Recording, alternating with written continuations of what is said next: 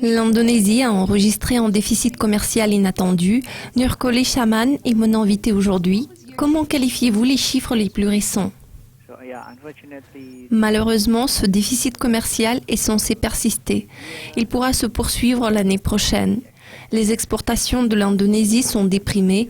Dans la situation actuelle, il reste peu de chances que la balance commerciale puisse s'améliorer dans un proche avenir.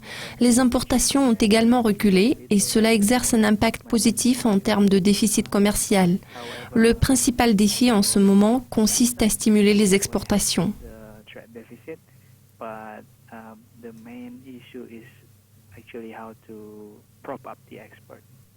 Il est largement anticipé que l'économie indonésienne croît au rythme le plus lent depuis l'éclatement de la crise financière. Le 17 décembre, la Banque centrale du pays a décidé de laisser inchangé son taux directeur, quelques heures après le relèvement des taux par la Fed. Certains analystes se prononçaient en faveur d'une baisse de taux. Pourtant, comment évaluez-vous la santé générale de l'économie? Est-elle suffisamment stable?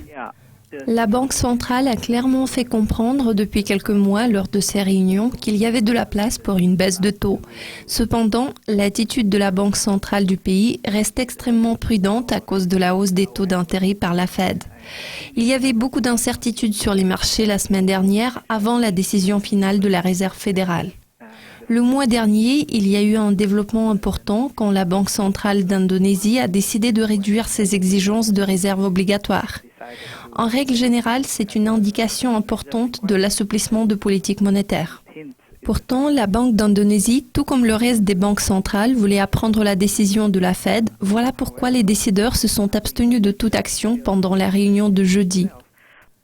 Un autre facteur qui a secoué les marchés tout récemment sont les nuages de pollution transfrontalière. L'Indonésie doit nommer les entreprises responsables des incendies. Pensez-vous que la situation se soit quelque peu améliorée? Ce problème n'est pas nouveau, de tels accidents se produisent chaque année. Cette situation néfaste est donc assez régulière. Pourtant, on constate une certaine amélioration sur ce plan. La question de la pollution est récemment devenue une véritable denrée politique.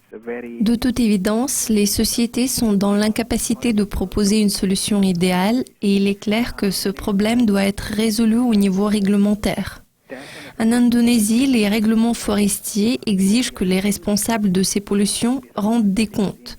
Évidemment, un problème de cette envergure ne peut pas être résolu en un an par cette nouvelle administration. Donc, je dirais que je ne serais pas surpris si le même genre de problème ressurgissait l'année prochaine.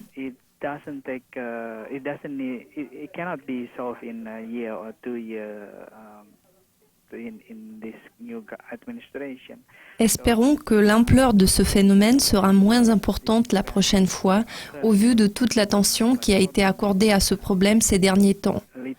Pourtant, malheureusement, je dois vous avouer que je n'envisage aucune amélioration significative dans un avenir prévisible.